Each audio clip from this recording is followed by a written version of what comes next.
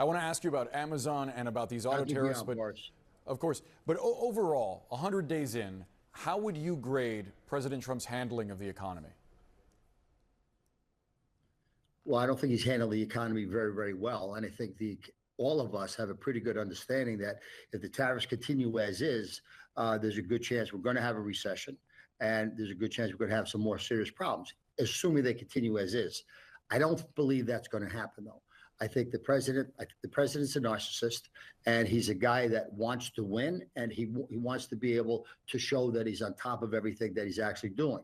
He also makes a big deal since 2016 that the success of the stock market has a lot to do with his own performance. He also brags about the fact that he's a deal guy. So my own personal perspective on this, there's certainly some strategy behind what he's trying to do with the tariffs. But I think for the most part, 80% of it, I think, is negotiating tools on his part. So if he's able to get some of the things that he wants, he's going to claim, even if it's a little bit of a concession, he's going to claim each of those as wins. I don't see it. He needs to. He's a guy that wants to be in the spotlight, doing well and winning. So with that, if that's the case, then I think when you look out a little longer term, I think you've got the productivity of AI, you've got potential deregulation and lower taxes, you've got an accommodative Fed, and you've got an administration that is very, very business oriented. So I think long term we're okay, as long as he doesn't go crazy for too long a period of time. Near term, I think we need to be pretty cautious. Sure. To your point about claiming victory over even modest concessions, the Commerce Secretary Howard Lutnick confirmed this deal with automakers to ease tariffs. He called it a major victory. I wonder how much domestic investment needs to be part of this deal for it to be actually considered a success.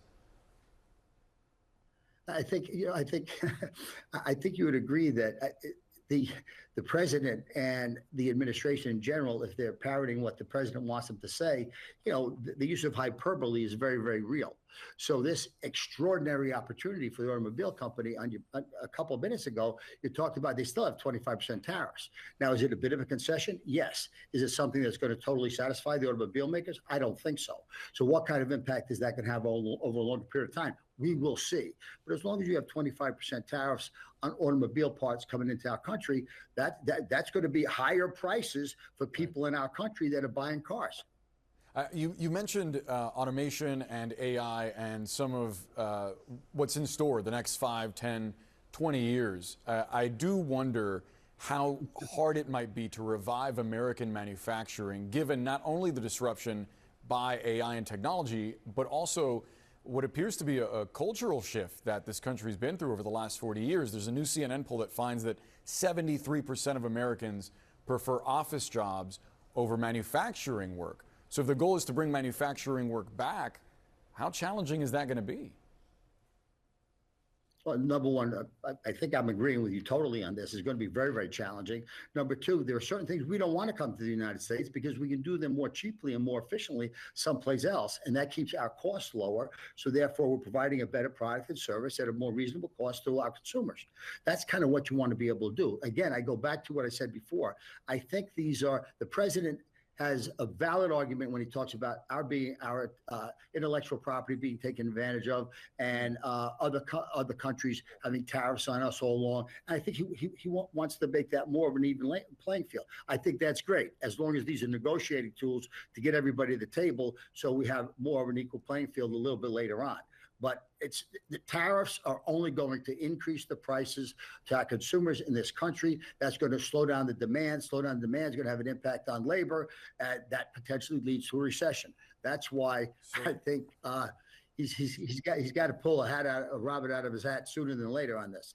Do you think that pulling the rabbit out of the hat might be expedited if we saw more companies do what Amazon Hall apparently considered doing by showing shoppers how much they would be paying in tariffs on certain purchases? Would other companies consider it? Would you advise them to?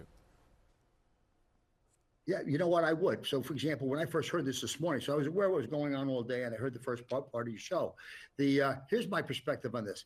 Bezos bought the Washington Post to talk about freedom of speech and personal rights and greater transparency.